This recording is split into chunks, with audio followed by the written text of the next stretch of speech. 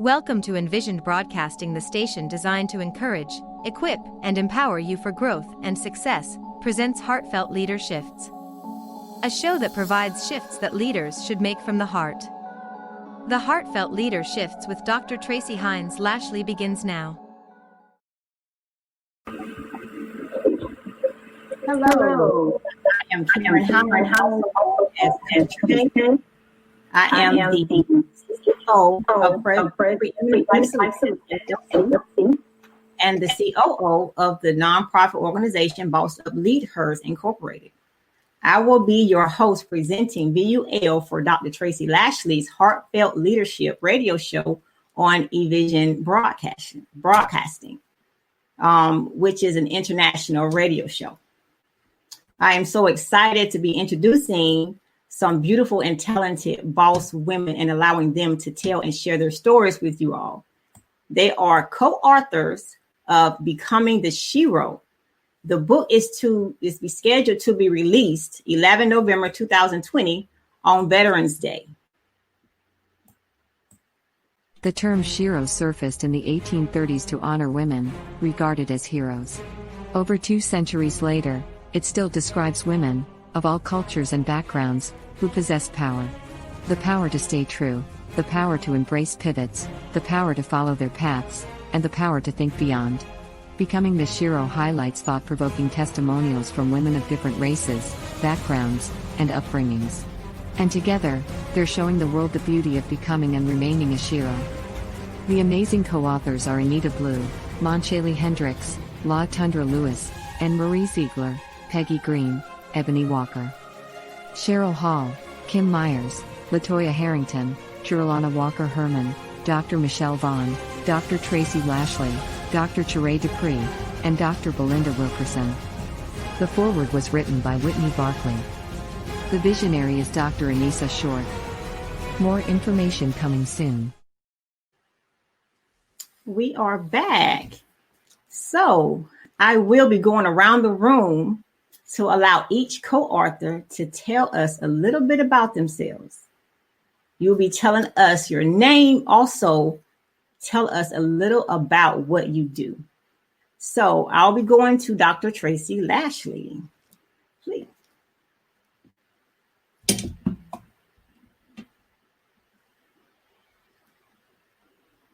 My name is Dr. Tracy Hines Lashley. I do a lot of things, but one of the things, thanks to Dr. Short, I started writing books. So when I initially was approached with the, like, hey, I'm about to go do this anthology. I'm like, what is an anthology? I had no clue.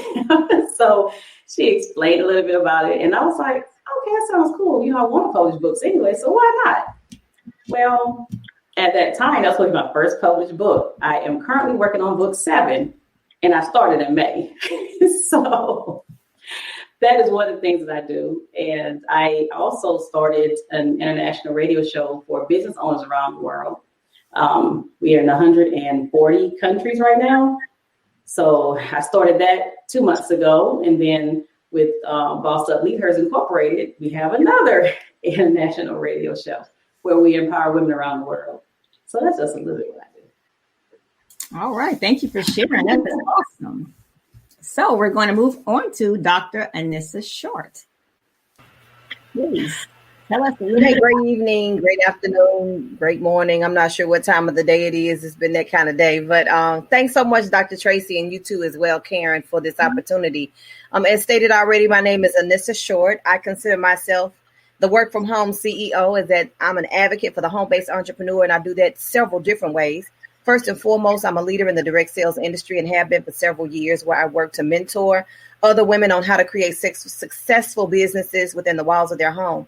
But in addition to that, through my books, workshops, and things of that nature that I facilitate, I serve as an extension to other people who have embraced the home-based business industry.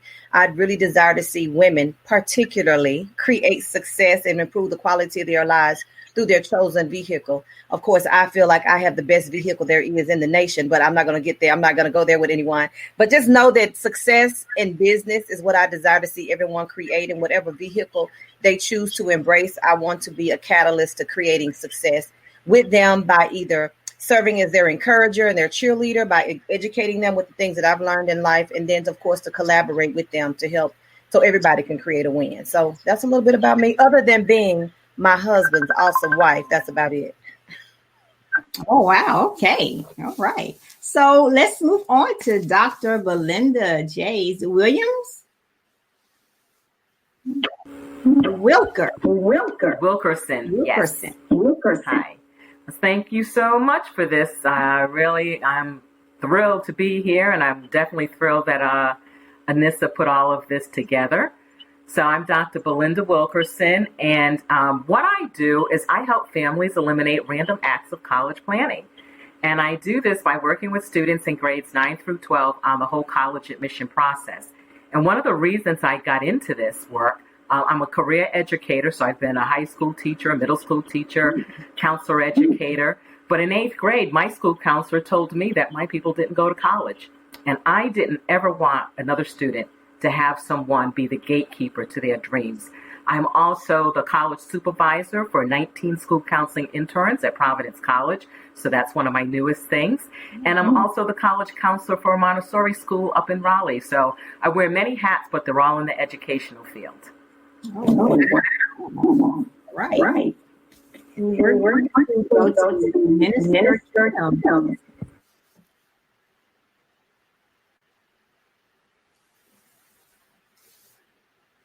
The afternoon time frame. Sometime I don't know which way I'm going, coming from the West Coast to the East Coast, but good afternoon. My name is Minister Kim Myers, and what I'm excited about and what I'm called to do is to bless the lives of women and men. I'm called to be a breakthrough coach, which I do through not only through my business of being an entrepreneur for over 21 years. I'm excited about this. Is the first book. I am, like you, Dr. Tracy, I'm working on the second and the third right now. And I thank Anissa for that. She has opened the door and got us writing. Not only that, I am so excited that I have my own coaching business where I coach women through breakthrough situations so that they can believe that they were created to be more than enough and they will always be enough, so that they can live the promise and the privileged life that God has planned for them. And so I'm excited about that as well. Most of all, I'm just excited about life in itself. I'm excited that I have raised my children and they are grown and gone. Can you get excited? And I am living their life. Can you get excited?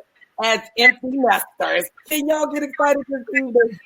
That is what I'm so excited about, that we are living a life of prophecy that God has given us. And not only are we living it, we're living it unapologetically. Yes.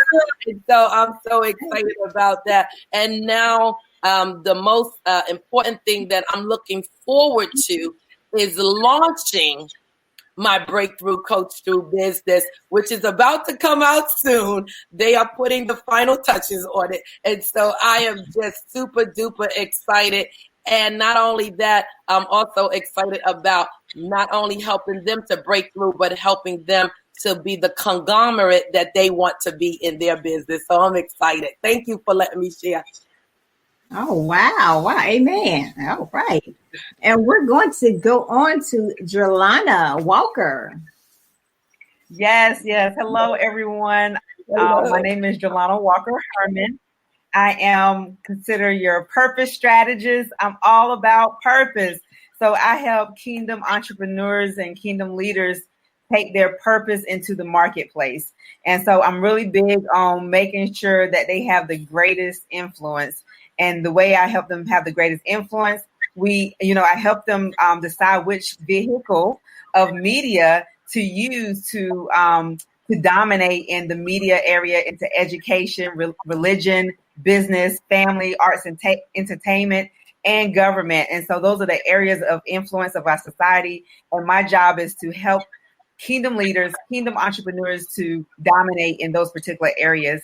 And so one of the ways that we do that, I assist them and I take them on a journey of influence, which includes publishing books, speaking engagements, TV shows, movies, radio, and also documentaries.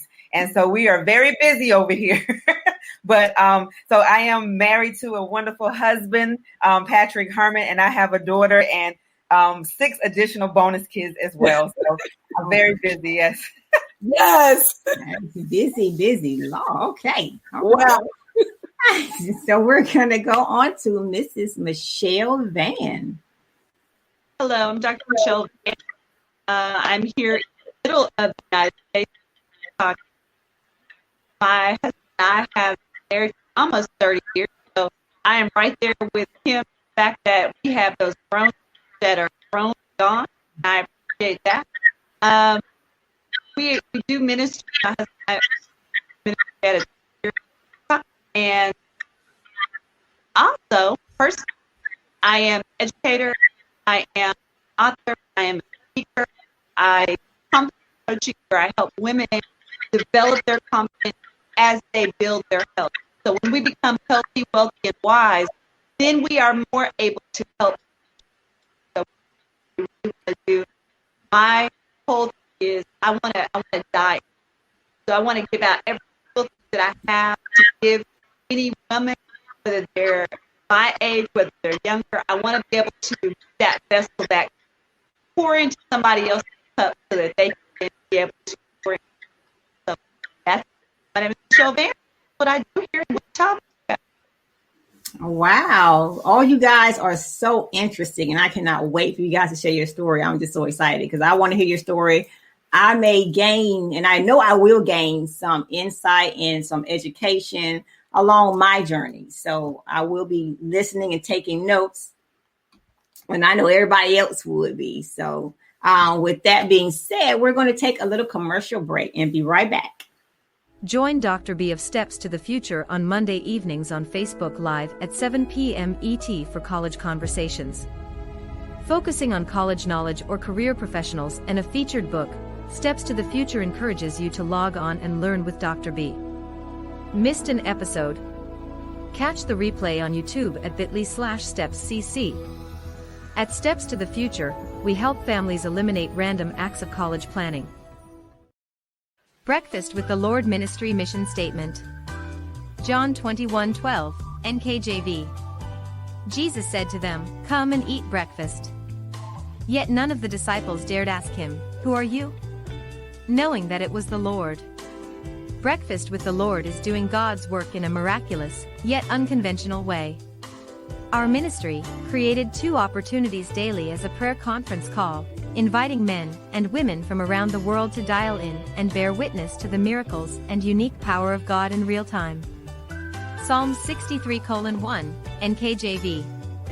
O God, you are my God, early will I seek you, my soul thirsts for you, my flesh longs for you in a dry and thirsty land where there is no water.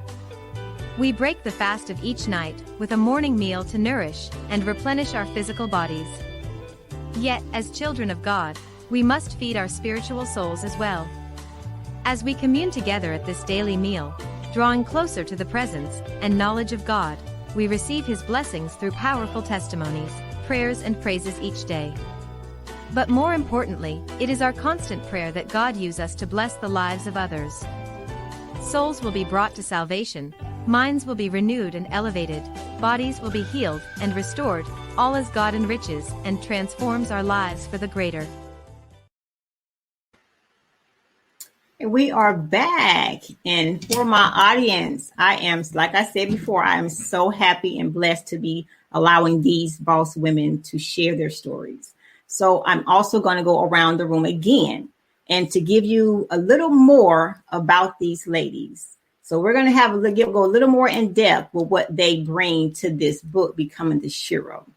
So with Dr. Tracy Lashley, Becoming the Shero, this book, what is your chapter? And tell us a little more about it.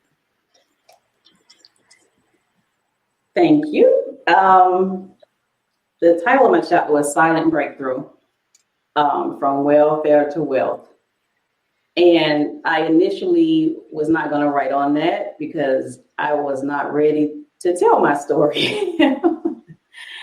But I believe it's something that God said, you need to just get out there and just tell it. Just tell the world, because, I tell people sometimes about the fact that I was on welfare and they look at me like, what? but thank God I don't look like what I've gone through, because I can tell you I have been through some things, and it's actually in the book, to where I didn't even have a place to lay my head some nights, couldn't feed my children. It was pretty bad. So I spilled my guts a little bit. I actually had to cut my chapter quite a bit, but you got a little bit of Tracy in that book. All right. Getting all teared up. I just can't. But yeah. It's silent breakthrough. That is a silent breakthrough. Okay. So we're going to go to Dr. Short. What is your chapter? And tell us a little more about it. Actually, Karen, I don't have an actual chapter. I didn't write a chapter of the book. However, I have served as the facilitator of the entire project. I am responsible for the introduction of the book and its importance. And I took everybody's chapter and I'm divided it up into subcategories, so to say. One of the things is in the definition of when you think about who a Shero is, people oftentimes will think about, the fictional character we saw at the movies like Wonder Woman and things of that nature. Someone who was maybe a Marvel, had some special powers and things of that nature. The book itself, the intention of it is for everyone that participated either shared a nugget. And the message that we hope to convey is that everybody either is a Shero or becoming a Shero or do the journey of life became a Shero in the eyes of others. Sometimes we don't see ourselves in that light, but other people see us in that light. So we become a Shero because of the fact that we made the pivot when it came time to pivot. Because we embraced the pivot. We become a Shero when we made a decision to actually follow the path that was set before us. We became a Shero when we made a conscious decision to shift in our thinking. We become a Shero as a result of not forgetting those nuggets that were left behind us, remembering the why behind everything that we do. And so all of the authors that are participants in this project fall in one of those categories. So yes, I am very much a contributing factor to the project. I did not write a chapter in and of itself, but I am the person who is working diligently to pull it all together so that when the reader obtains the book, they can follow the path and then maybe even see themselves in the pages of that book and or someone else that's instrumental in their lives over the years. Yeah. Right. That's awesome. So that's awesome. And a lot of people, like I said, they some of them don't think like that, to help other women share their stories, to bring, those issues or their struggles to the forefront to help other women. So that's a big plus. And I really, commend you for that. So Dr. Belinda Wilkerson, what is your So my chapter is called Embracing the Pivot. And in that chapter, I talk about the transition that I made in moving from Rhode Island to North Carolina. Now, I've lived in Rhode Island all my life, moved here to North Carolina about 10 years ago because my husband is originally from here. And, as a dutiful wife, you go where your husband wants to go sometimes, even though it took me a year and a half after he moved here for me to follow, because my whole life and career was in Rhode Island. And I moved here thinking, okay, this is a transition. I'll just find a job working at a college, no problem. I had worked since I was, 11, 12 years old, moved here, could not get a job. No one would hire me in education. Didn't matter what letters were after my name. Nobody would hire me. In addition to that, it was the first time I lived away from my children. So my kids are grown and flown now because I moved here. But they had lived with us and I missed them terribly. It was the first time I had been away from friends. It was the first time I had not been associated with the school. It was the first time I didn't have a job since I was 11. So moving here, I really had to figure out who I was, what I was going to do, how I was going to live. But before that, I really had to give myself, and I didn't realize this was happening at the time, but I had to give myself permission to grieve the life that I had lost. I thought I was just going to jump right in and pick up where I left off. And it wasn't that easy at all. So the only people I knew here were my husband's immediate family. But I was always someone who was out and about and involved in our community and involved in professional associations. And I moved here and all of that ended. All of that ended. And like I said, I couldn't get hired. So that's when I decided, okay, this might be my opportunity to start my own business. And that's when I started Steps to the Future. So even though I started it, at first my heart wasn't in it 100%, because in my head, I was going back to Rhode Island. I was not staying here. I was not going to stay here. But I did. And over time, I started recognizing what I had to give to this community. And I do remember one of my church members saying to me, God has a plan for you. You just haven't bought into it yet.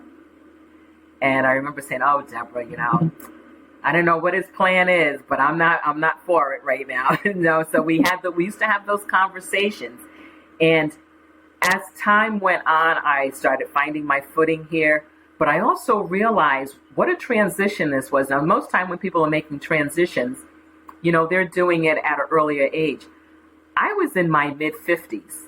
And you think about how women usually meet other women. It's either through your job or through some work that you're doing with your kids or through something like that. I had none of that. So that female friendship wasn't there. My poor best friend back home, I was on the phone just waiting for her to wake up at 6 o'clock in the morning so I could call her and have a conversation, and then we'd be on the phone for hours and what have you.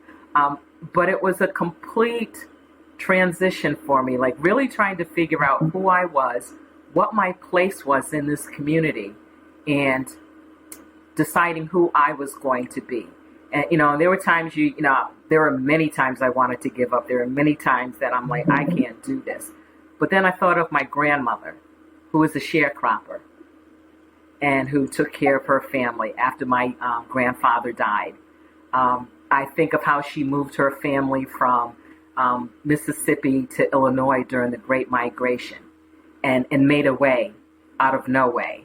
So I said, if my grandmother could do what she did, then who am I to give up and not keep it moving? So my story is about embracing that pivot, the good, the bad, and the ugly. Wow. Journey. Oh, and I book. You guys are some awesome women. Okay, Mrs. Minister Myers, what is your chapter in the book? And tell us a little bit about it. My chapter is titled Grace Be Unto You, or Grace Be With You. And it really is surrounding around my mother. And it's really hard for me to talk about it, so just bear with me. My mother's name was Grace.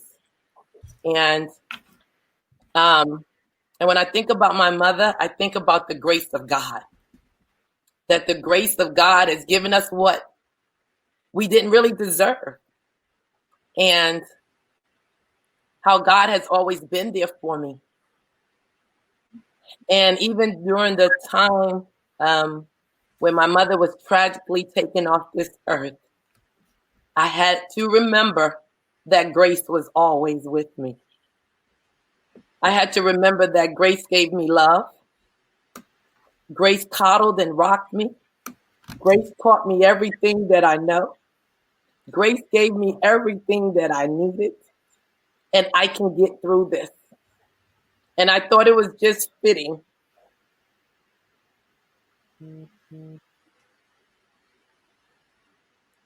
Yes. Amen. That's the first thing that I ever write.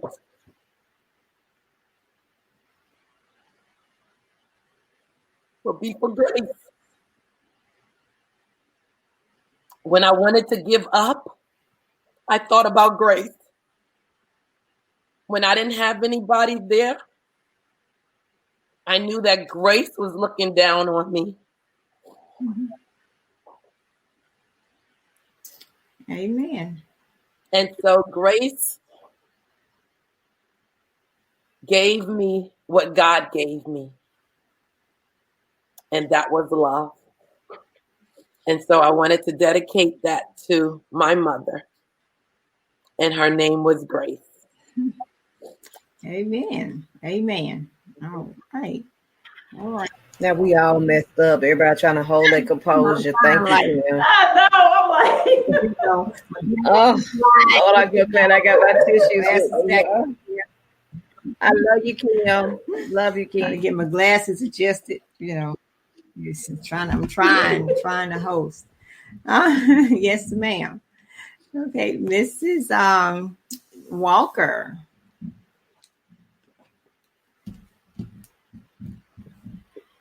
Yes.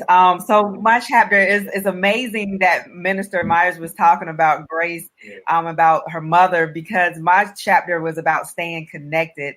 I really wanted people to see if they were able to stay connected with our Creator.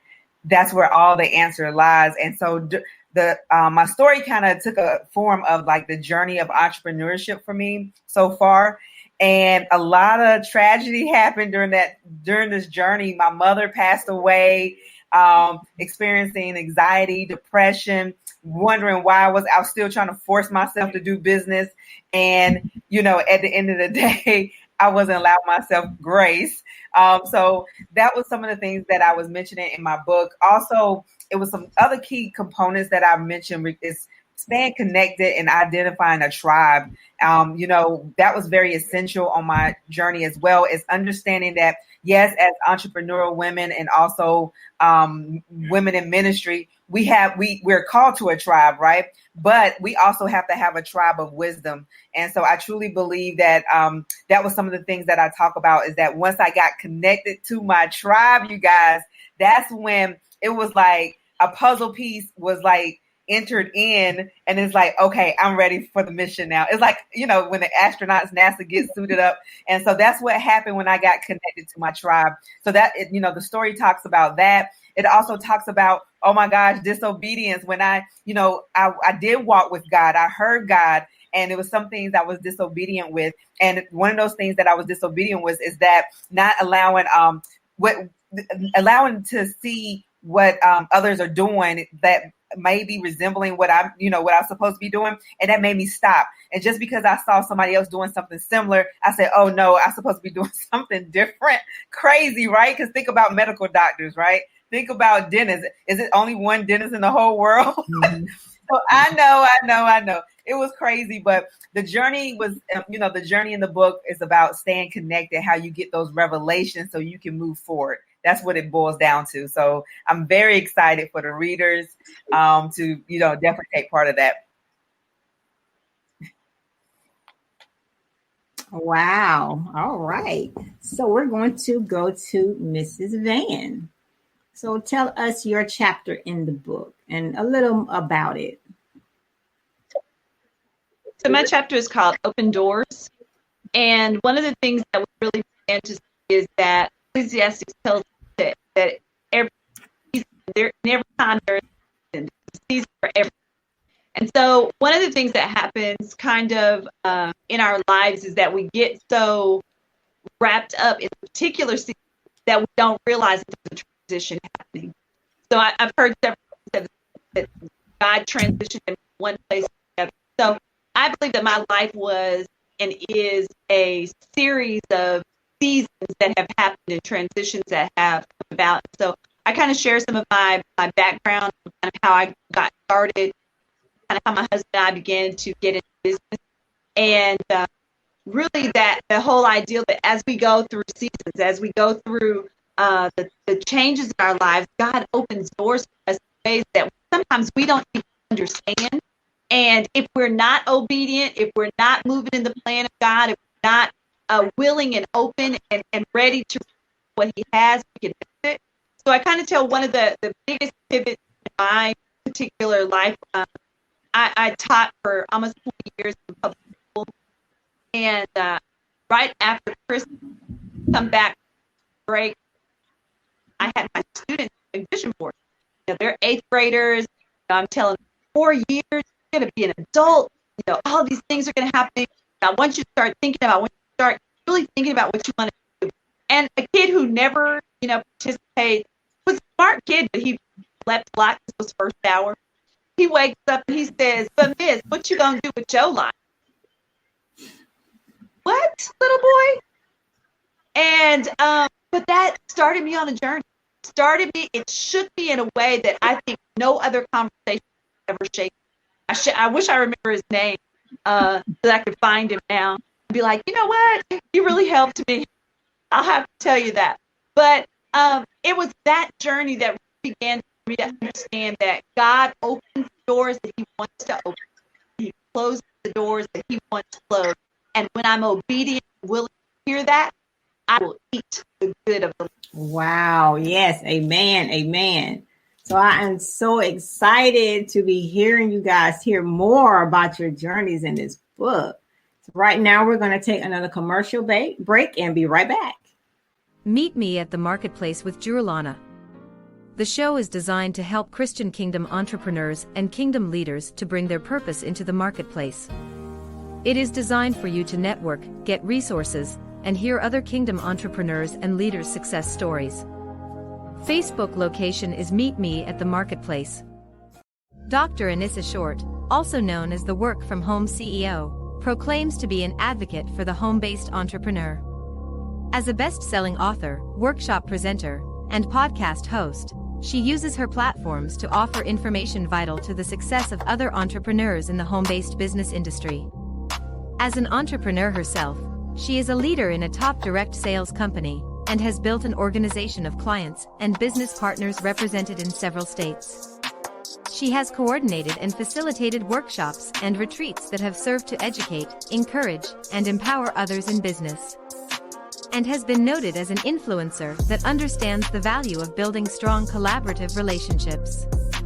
As an independent contractor, Anissa has partnered with local community colleges, publishing and marketing companies, and training think tanks to organize, facilitate, and host events that support the success of current and aspiring entrepreneurs. For more information regarding her work and mission, feel free to contact her directly on Facebook at WFHCEO or online at www.workfromhomeceo.biz. We are back, and we are interviewing the co-authors of the book, Becoming the Shero. So, what attracted you to the book? Once Miss Anissa Short, Dr. Short, came you guys, introduced you to this book, this great idea, or this like something that can bring light to somebody's situation and help them through, their journey by you guys telling your stories. What attracted you to this book? And we're going to go with Mrs. Van. So sometimes in life, you meet people and they spark. I've written 2 books prior to this. I went through my transition. I wrote 2 books. That was kind of how I processed through that journey. But the idea of being able to do an anthology, be able to pull women together. In our society, a lot of times we say that women can't get along. But I think when we do projects like this, we prove that women can get along, that women can do things, that we do things effectively, that we can do powerfully. And so when Anissa kind of put out and said, hey, I'm looking for some authors, I saw it as an opportunity to, one, be able to pull together several women of us to be able to pull together and do a project. But I also saw it as another way for us to be able to catalyze and to be able to show that, especially Black women, we have powerful, beautiful stories. And when we can pull all those together, now I have a circle of women that I never knew before. But someone was saying earlier about getting your tribe. I think that, over time, because we're doing interviews together, we're doing things together, we have the ability to be able to become a tribe for each other. And so to me, I think that's the power. Yes. Okay. Minister Myers, what attracted you to the book? What attracted me to the book is the integrity of Dr. Anissa Short. I've known her for a while, and she only presents excellence. And so when I was contacted about the book, it was just a no-brainer. I wanted to be wherever she was. I was like, what is this for real? And not only that, it had came to me, and I think I was like Dr. Tracy. I was looking for a platform to tell the story. And I just didn't know really what platform I wanted to tell the story on, because God had been speaking to me about being transparent to help others. Like Sister Van said just a few minutes ago, we have to come together and stand for one thing. And I love the fact that Anissa stands for excellence. And I knew that when she asked me, that made me a part of her excellent tribe. So I was like, oh, yes, this is going to happen. I was initially scared because, when you don't know what you're walking into, but I just stood on the platform because I know Anissa. And when you know somebody and you know what they stand for, then they're bringing in the best. And I love the ladies that I have became connected with, and some I've gotten a little bit closer than others. But I know, like Sister Van said, we are going to eventually be very connected as life continues to take us in so many different places. But guess what? These ladies will always be my girlfriends, and I'm so excited about that. Wow. Okay. So Dr. Wilkerson.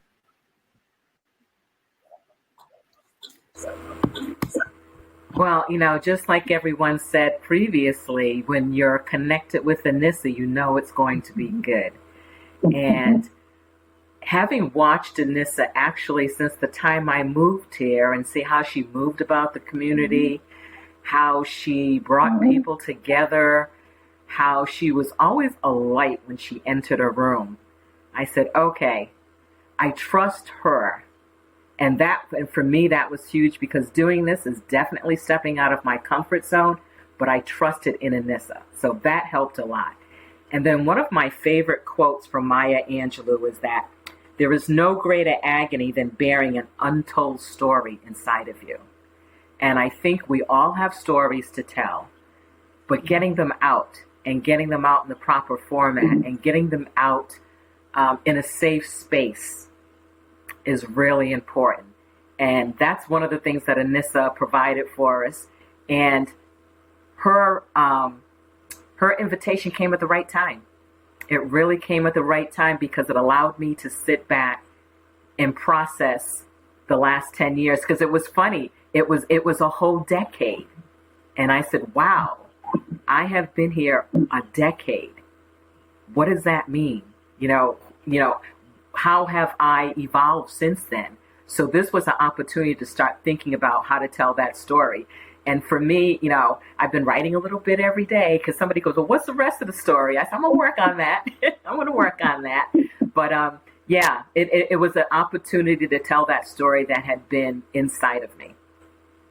Oh, wow. Okay. Miss Walker.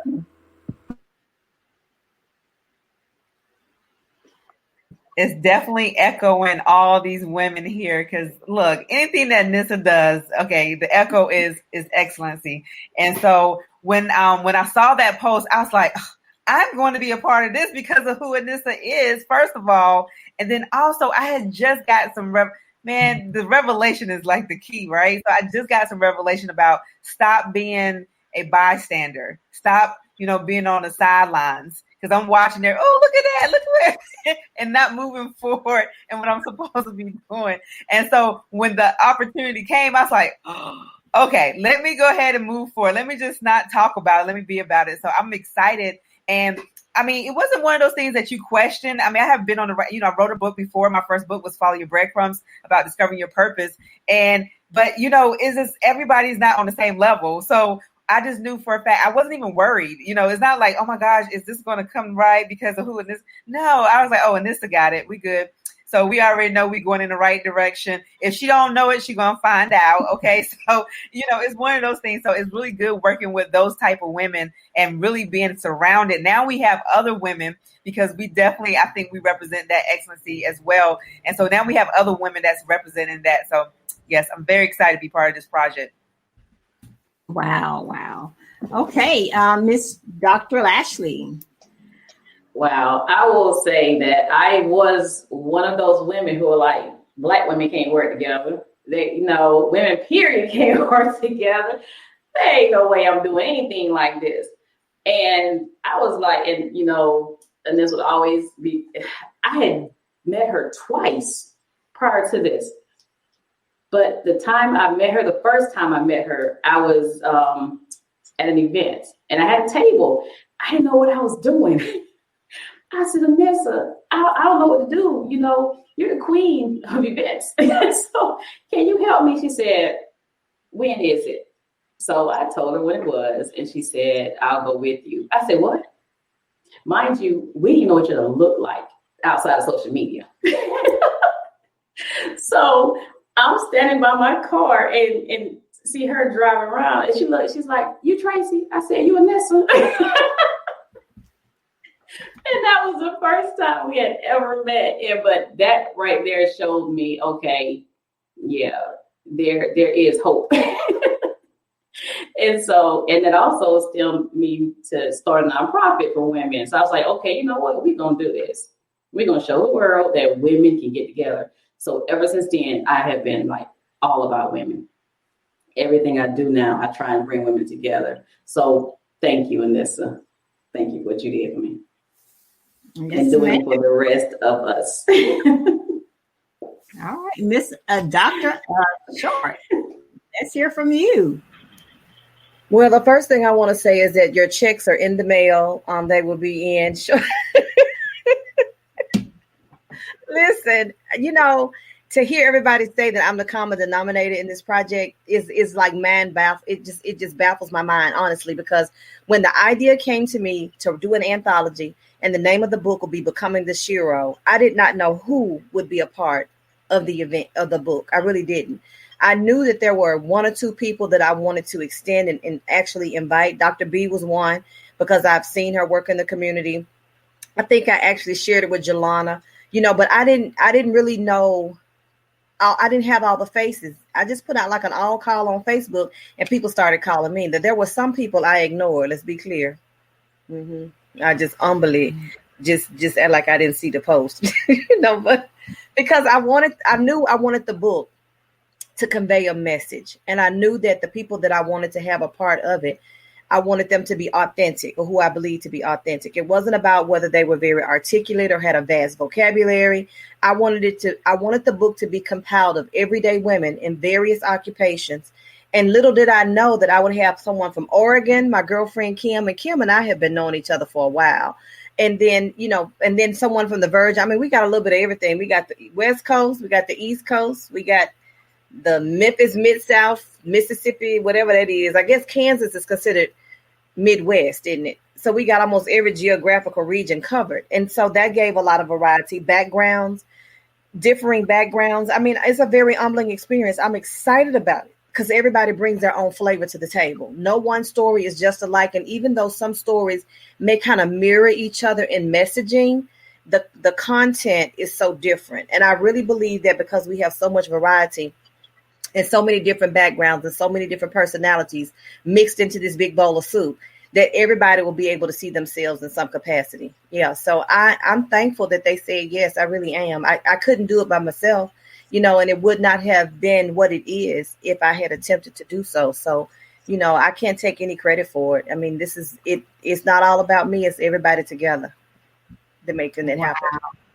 I commend you guys. It's like I try to tell my people, it's like robbing people of a breakthrough when you try to coddle your stories, and it's so important to share, because your strengths, that was one time your weakness, could help other women, especially in our community with Black women. So I really commend you guys for uniting and sharing your stories and journeys.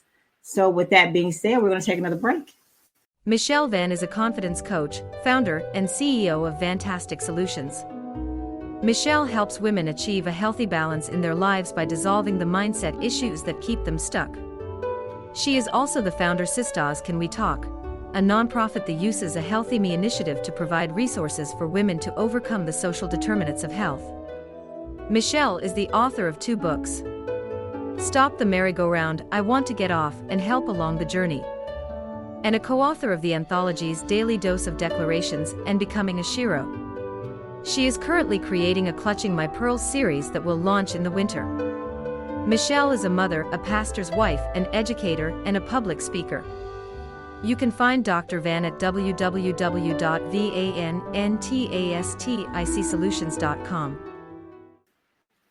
I remember a time when I thought that leadership was taking charge and only a position. Sometimes as leaders, we feel that we must boss people around. Or we simply believe that we must be in a position of authority to be a leader. Have you ever felt like either of these? Are you a person who wants to lead better or in a leadership position and want to grow your team? If this is you, reach out to the Leaders Innovative Growth Solutions LLC today. Visit our website at theligsllc.com. The term Shero surfaced in the 1830s to honor women, regarded as heroes. Over 2 centuries later, it still describes women, of all cultures and backgrounds, who possess power. The power to stay true, the power to embrace pivots, the power to follow their paths, and the power to think beyond. Becoming the Shero highlights thought-provoking testimonials from women of different races, backgrounds, and upbringings. And together, they're showing the world the beauty of becoming and remaining a Shero. The amazing co-authors are Anita Blue, Moncheli Hendricks, La Tundra Lewis, and Marie Ziegler, Peggy Green, Ebony Walker. Cheryl Hall, Kim Myers, Latoya Harrington, Jerlana Walker Herman, Dr. Michelle Vaughn, Dr. Tracy Lashley, Dr. Chere Dupree, and Dr. Belinda Wilkerson. The foreword was written by Whitney Barkley. The visionary is Dr. Anissa Short. More information coming soon. Yes, we are back with the co-authors of Becoming the Shero. So, what are some hidden gems in your chapter?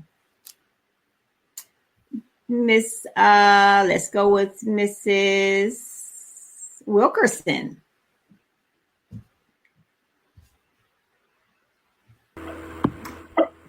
You know, I think one of the overall hidden gems in my chapter is that,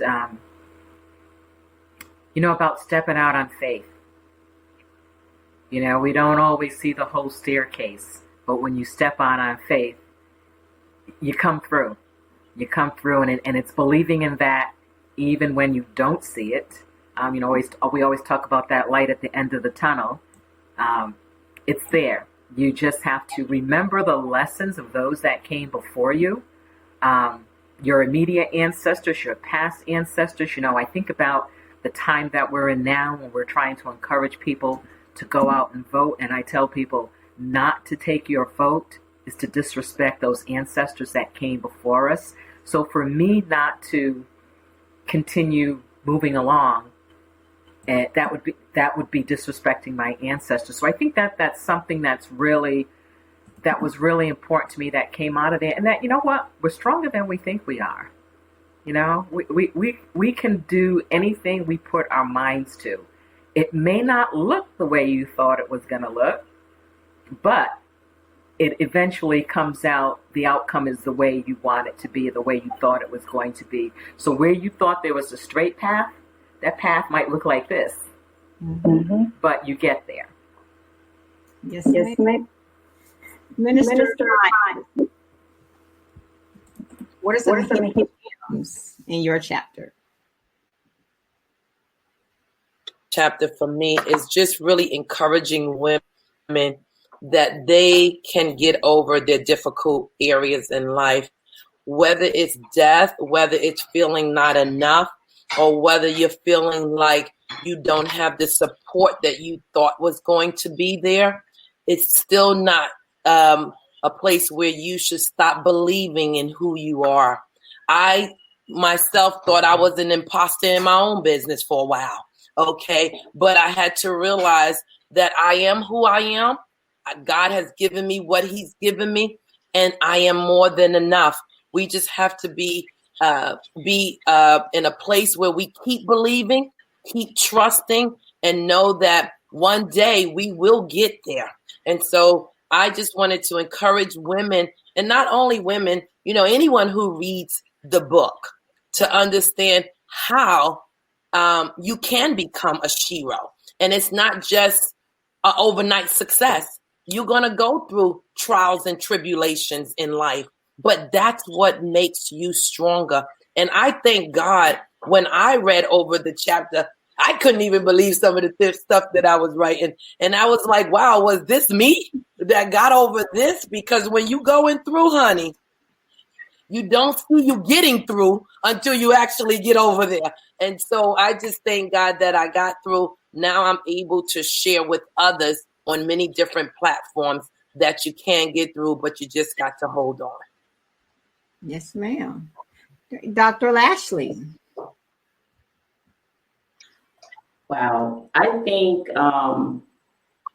one of the gems you were learning there is the fact that, okay, I was on welfare and not having any money to, making six figures at a full-time job.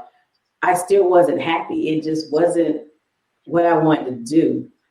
Yes, I'm still there for the time being, but I also have started other companies. So one thing I learned was to start chasing my purpose and stop chasing the paper. And I walked through a little bit of that. Okay. I see Miss Walker is like excited, so I'm going to go to her. Miss Walker. Look, anything about purpose. When I hear people talk about chasing purpose, I'm like, ah! But I'm sorry, I get really excited about that. But what I would say the hidden gems, I mean, in my chapter, it talks about, the lifestyle entrepreneurship. It talks about it's a calling. Okay. It's not like one of those things like, oh, I want to be an entrepreneur, because guess what? You won't last. Because it's a calling and it's a faith walk. Another thing that's really that's listed out, which I'm so excited about, is that I have a list of revelations that God was telling me about business. So it's actually listed out in the chapter. So I know for a fact, I think it's Romans 2:11, that God does not show favoritism. So that means that word, when it comes to business, because there were definitely practical things that anyone can use, especially faith-based individuals can use. And so I know that word is for them as well. So those are some of those gems that's in the chapter. All right, Mrs. Van, let's go to you. So I would say that as I think about my chapter and I think about where I was, where I'm going, it kind of wraps in just in the lyrics of this song. I look back over my life and I see all the things God's done for me, been through dangers, heartache, and trouble. I thank the Lord He rescued me. And now I can say He brought me all the way. So there are some things, when I start to look back at what happened, every mountain that He brought me over, every situation that He protected me from, that I didn't have to be protected from, but because of the grace of God, because He saw something in me that I didn't see in myself, when I didn't trust myself, when I didn't believe in myself, He still saw fit to put His hand on me and open doors that I had no way of opening for myself. And so I really, as people read, I want them to just know that God can open doors that no man can shut, and He can close doors that no man can open.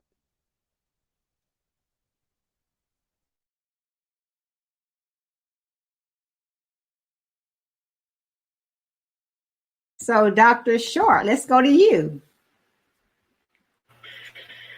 My I guess the number one objective I wanted for this book is to serve as an inspirational book of stories. I wanted the reader to be able to see themselves, and then to not only possibly see themselves, but to reflect upon who is that possible Shero in their life. A lot of times we have this grandiose view of people, and we say, wow, she's got it going on.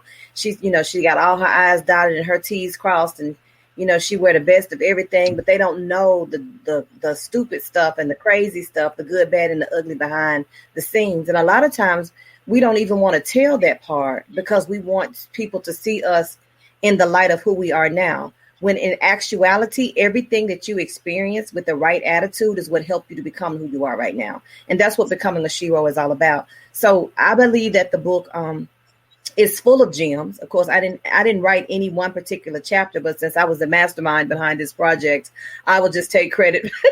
I will take credit for all the gems. But, I wanted women in all walks of life, whether they were in their seasoned years and, in the retirement time, they can look on it and smile and be proud of the younger generation coming up behind them, evolving into who they are as women. But I also wanted the stories to be practical enough so that if you have a little 20-something-year-old who think they know it all, and they don't know anything because they hadn't even lived life yet, to be able to take it and maybe even use it as a resource or serve as a source of encouragement for them. So when they do hit hard times, they could say, oh, I remember that story in that book. And if that lady was able to press through this situation, I can too. So when you think about gems, that's what I wanted. And I knew that everybody could bring something to the table. And so, yes, it is full of gems. They weren't all my personal stories, but I take credit for them because I was the facilitator of the project. So I'm just thankful that, it's conveying of the message that need to be, it's conveying the message or messages that need to be conveyed to whomever may read it. Wow. Yes, ma'am. Yes, ma'am. Because I know, Dr. Short, I know you're the visionary of this book. And I know you feel at this time your mission has been accomplished. Yes, I can't deny that. I mean, when the idea came, I got excited about it. Like I said before, I didn't know who would be a participant, but I just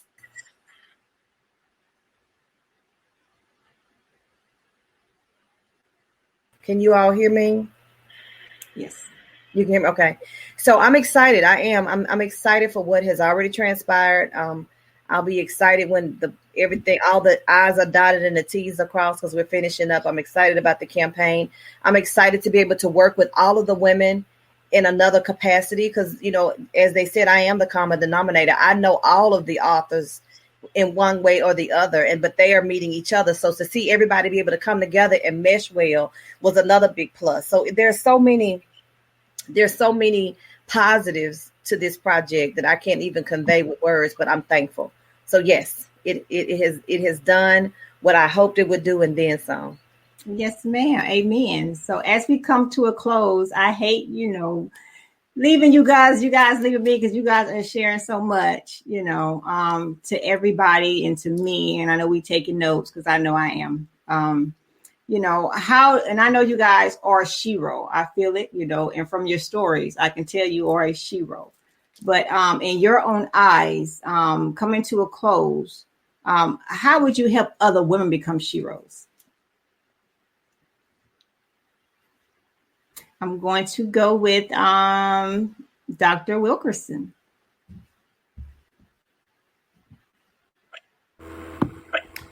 So one of the ways I think that we could all help women become Sheros is by offering yourself up as a mentor. It's not often that we have the opportunity to pass something along to someone else. So when someone comes to you and they need just maybe an ear, maybe they just need someone to help them walk through something, I think it's important that we do that. I do a lot of mentoring with other women who are coming into the college and career counseling business. So I'm actually an official mentor with our organization. And they said to me the other day, gee, a lot of people want you for a mentor. You need to go on the site and tell them that, you can't take anymore. I said, no, I can't take anymore. I'm done. But I think it's important that we do that we have those conversations because people think that you just wake up one day and this is who you are. They need to know the backstory. Yes, ma'am. Yes, ma'am.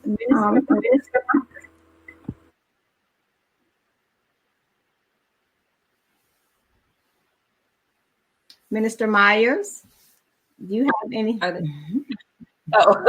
didn't hear you. Well, one of the ways that I am currently helping women to live and walk in their passion is just what Dr. Wilkerson said. It's just encourage them to know that there is no judgment. A lot of women feel like they're going to be judged for what they say or what they do or the ideals that they have.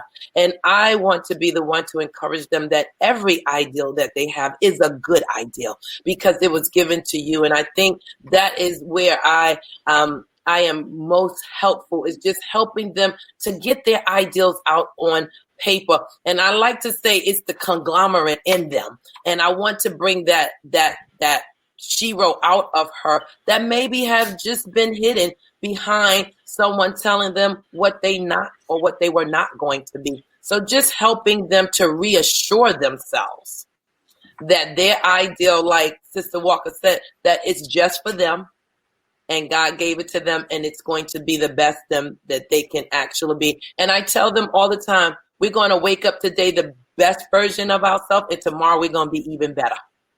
Yes, ma'am. Miss Van.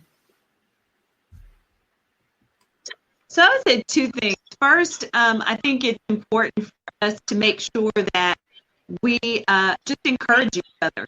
So, I mean, there are women every day that are struggling. You see this woman and she's juggling her baby, trying to buy groceries. Sometimes it's just a matter of us stopping and saying, "Sis, I see you, and you are doing a fabulous job. I know you're struggling right now. I know it feels, overwhelming, but I see you." And sometimes that is one of the biggest things as women don't see each other, walk past each other, don't talk to each other, we don't acknowledge each other. And so I think that's the first. And then I think the next thing is really just, for me as a confidence coach, one of the things I'm kind of ironic, God called me to coach women confidence because for a long time I didn't have it. And so I think that becomes our other. How do we lift the esteem of other women? How do we begin to incorporate in them that they are wealthy, they're worthy of love, they are worthy to move to the next step. So it's really just building that confidence in that other woman. So I think if we can do those two things, if we can, just speak to each other and encourage each other as we see each other on the street, the world, and we build each other's confidence, I think we can make Lashley. So it is important to coach, mentor, and sponsor other women, but I believe giving them that power of putting them in a room together, forming connections. Sometimes if we're in a room with another woman and we're like, oh, and you can help that woman, you may have known you help. And when they tell you that you're a big help to them, it's like, whoa, man, I am enough. Man, I have enough that people want, that people need me. And that right there just encourages them to keep moving and keep going and keep growing. All right, as we come to a close, the last remarks, Dr. Short.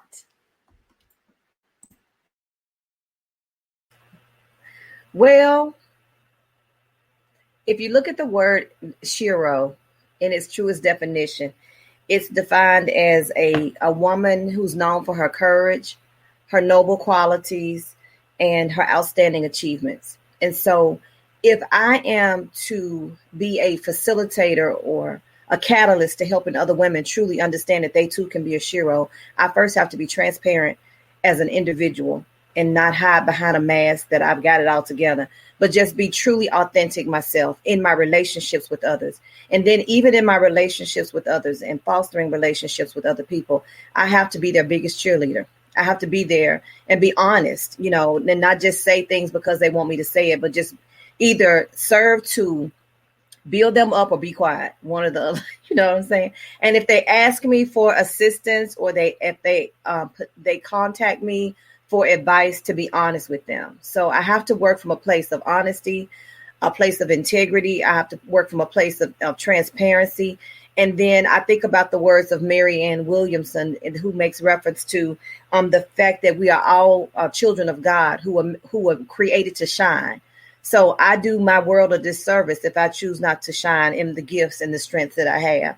So that's me being a Shero, I guess, of becoming a Shero within myself, so that I can give other people permission to do the same. And so when they reach out to me and I see another sister, a person who all of us have the capability of being that, but I can't really convince them of that if I'm not if I'm not true to who I am myself. So I think that's where I start as an individual. So yeah, that's it in a nutshell. All right. Okay. I am so happy, you guys. So this, as we come to a close, I really want to thank you guys for sharing your stories and, just enlightening everybody and just embracing just your smiles, your stories, your journeys, and hope this helped everybody. And I know it will. So these are the co-authors of Becoming the Shero. The book is to be released 11 November 2020 on Veterans Day. Be looking out. You guys have a good day. Thank you for listening to Heartfelt LeaderSHIFTS, where Dr. Tracy Hines Lashley educates leaders on crucial shifts needed to lead from the heart. This is also a platform for professional coaches, entrepreneurs, and published authors. The strategies shared from Dr. Lashley and her guests empower, inspire, equip, and elevate leaders to thrive from their heart. To learn more about Dr. Lashley and her quest to educate and encourage more heartfelt leaders, go to her website at drtracylashley.info. You may also contact her by sending an email to info@drtracylashley.com. Remember to always intentionally walk in your purpose and strive to elevate to significance.